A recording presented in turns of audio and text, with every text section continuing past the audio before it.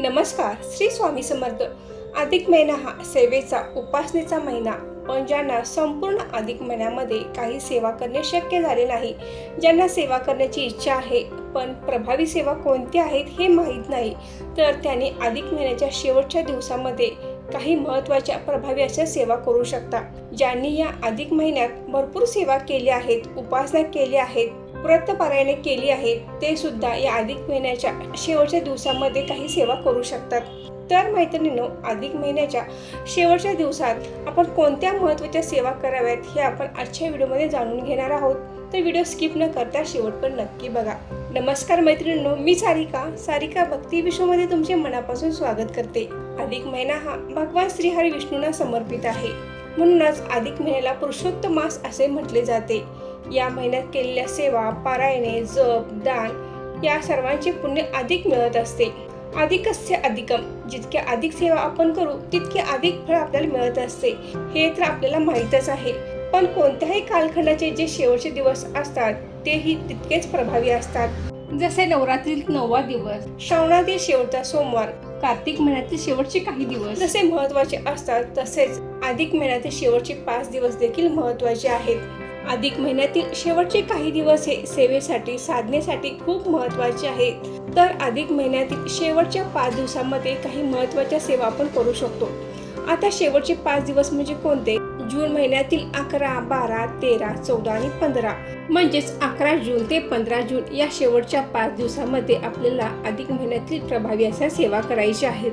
तर गुरुवार दिनांक 11 जूनला आहे कमला एकादशी.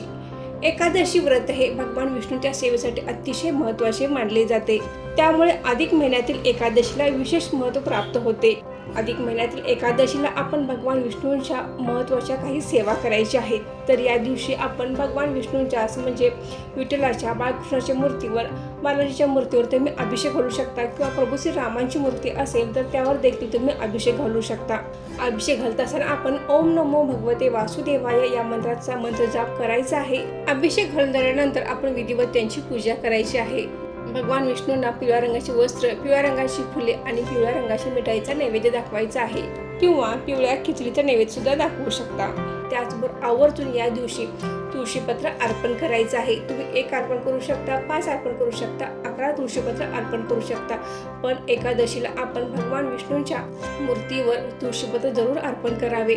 त्याचप्रमाणे आपण तुळशी देखील पूजा करायची आहे. सायंकाळच्या वेळी तुळशीजवळ दिवा लावायचा आहे.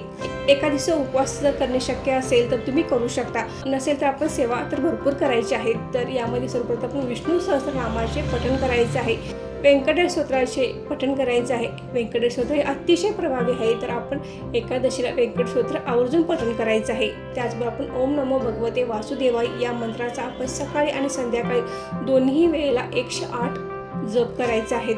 त्याचप्रमाणे तुम्ही एकादशी दिवशी विष्णू गायत्री मंत्राचा देखील जप करू शकता. ओम नारायणाय विद्महे वासुदेवाय धीमहि तन्नो विष्णू प्रचोदयात या मंत्राचा 108 वेळा आपण जप करू शकता.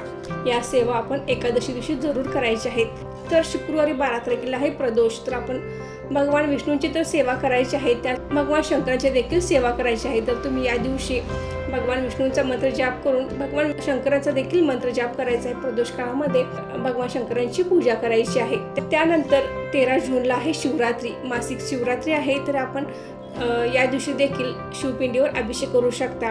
त्याचबरोबर शिवाष्टोत्तर नामावली देखील पठण करू शकता आणि या दिवशी सुद्धा भगवान विष्णूंचा मंत्र जाप करू शकता. त्यानंतर 14 तारखेला आहे दर्श अमावस्या. अमावस्या दिवशी देखील आपण भगवान विष्णूंच्या सेवा करायच्या आहेत. आणि 15 तारखेला आहे अधिक महिन्यातील शेवटचा दिवस. अधिक महिन्याची समाप्ती या दिवशी होणार आहे. तर या दिवशी आवर्जून आपण विष्णू सहस्रनामाचे पठण करायचं आहे. ओम नमो भगवते वासुदेवाय या मंत्राचा जप करायचा आहे. तर या शेवटच्या 5 दिवसामध्ये आपण या सेवा करायच्या आहेत. त्याचबरोबर आपण अधिक महात्म्य जर वाचले नसेल, अधिक महिन्यामध्ये शक्य झाले नसेल, तर या शेवटच्या 5 दिवसामध्ये आपण अधिक महात्म्य जरूर वाचावे. अधिक महात्म्य पूर्ण संस्कृतमध्ये आहे, ते खूप मोठे आहे. ते शक्य नसेल तर तुम्ही मराठीमध्ये अगदी 20 रुपयाला पोथी मिळते, ती आणून देखील वाचली तर देखील चालेल. पूर्ण पोथी वाचावी, अगदी छोटी आहे, तुम्ही पूर्ण वाचू शकता. त्यानंतर आपण दीपदान करायचं आहे, अन्नदान करायचं आहे, वस्त्रदान करायचं आहे. एखाद्या गरजवंताला तुम्ही अन्नदान, वस्त्रदान करू शकता, मंदिरामध्ये शिदा देऊ शकता. त्याचबरोबर आपण दीपदान करायचं आहे. मंदिरामध्ये दीपदान करू शकता किंवा वाहत्या पाण्यामध्ये देखील तुम्ही दीपदान करू शकता. तर ज्यांना अधिक महिन्यामध्ये काहीच सेवा करणे शक्य झाले नाही तर या शेवटच्या 5 दिवसामध्ये या सेवा आवर्जून करायच्या आहेत. आणि हे सुद्धा तुम्हाला करणे शक्य नसेल तर आपण ओम नमो भगवते वासुदेवाय या मंत्राचा नित्य 108 वेळा सकाळी आणि संध्याकाळी जप करायचा आहे.